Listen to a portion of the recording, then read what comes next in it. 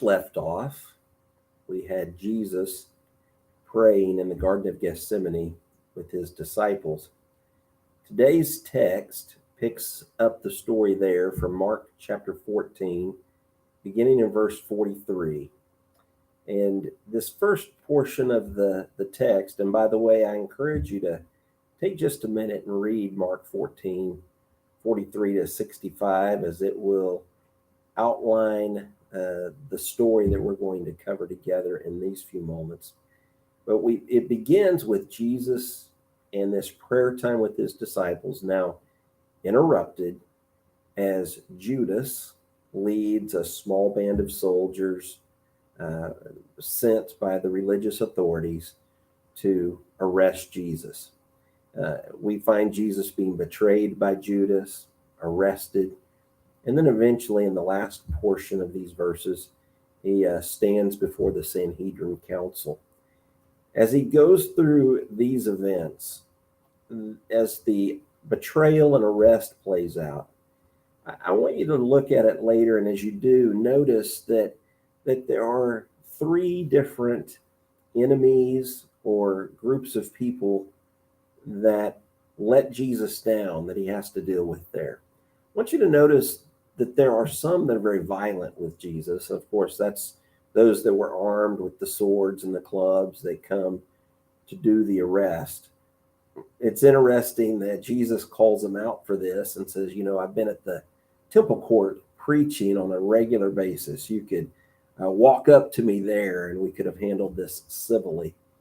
And even as they are armed and violent and dangerous, his response was not retaliation.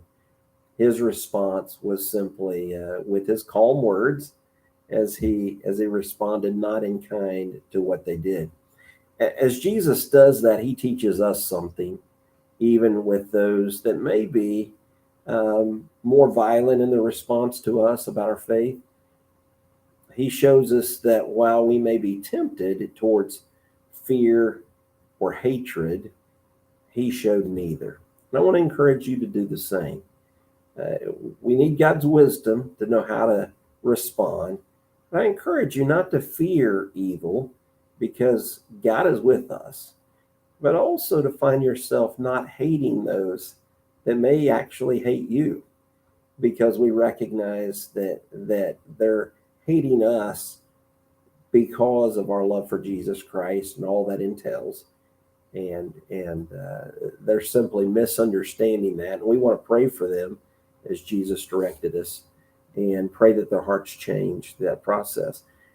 Jesus not only faced off, though, against those that were violent, but we've got a cynic that's involved, and maybe you've faced someone like this.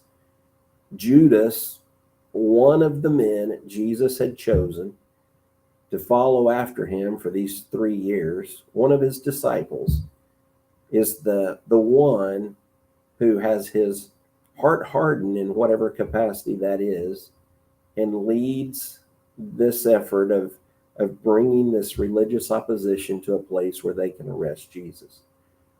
Judas was one of the 12, but he had become hardened.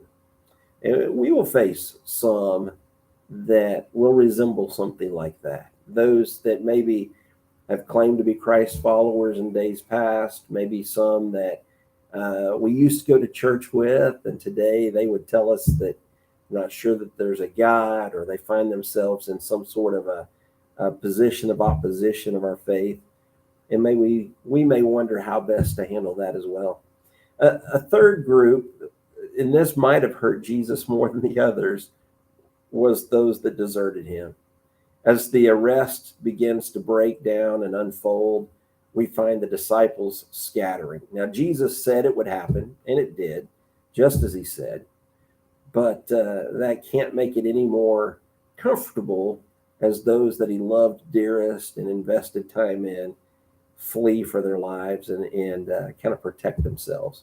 It's interesting in Mark's account, you can check this out later, Mark includes the story of one that was following closely as Jesus was arrested, who is not named, but ultimately the mob kind of begins to grab onto him. And says that he's wearing this long linen shirt, and they grab it, and he runs out from it, and it leaves him naked, and he flees naked. So the best we have here, we've got our first streaker in the New Testament story.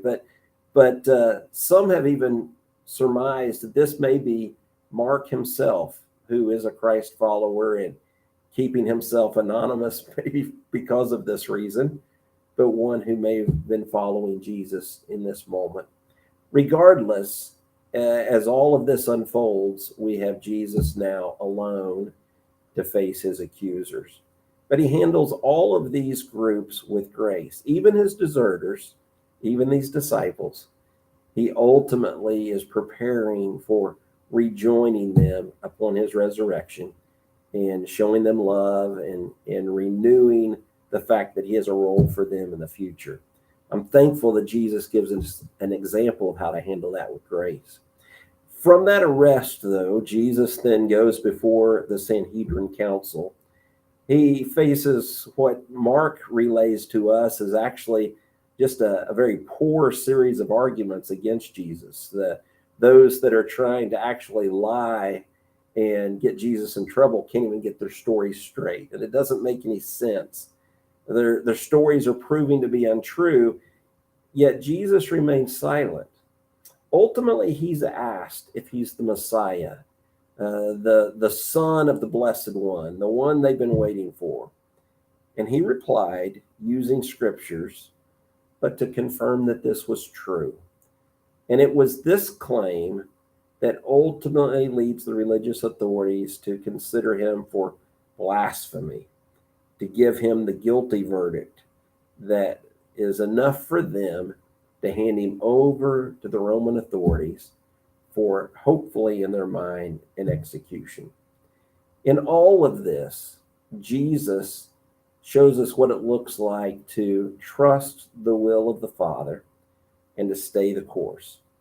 He was willing even here to accept injustice. That may be a real challenge for you, to accept some injustice, but he does it knowing there's a bigger picture. And God the Father could even use this for good.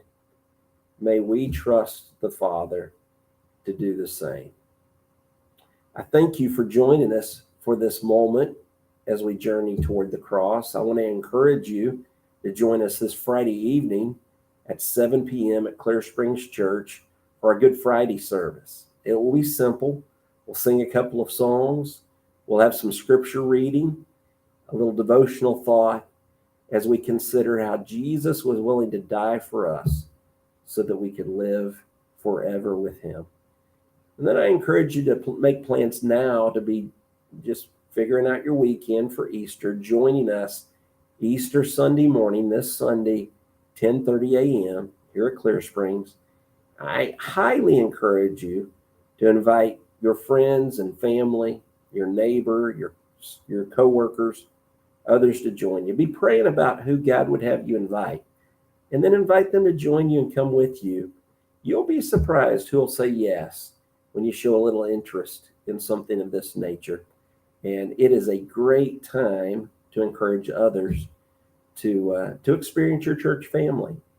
And your church family, Clear Springs, cannot wait to see you this week for these services. May God bless you. Thank you for giving us just a moment of your time in your busy day. Take care.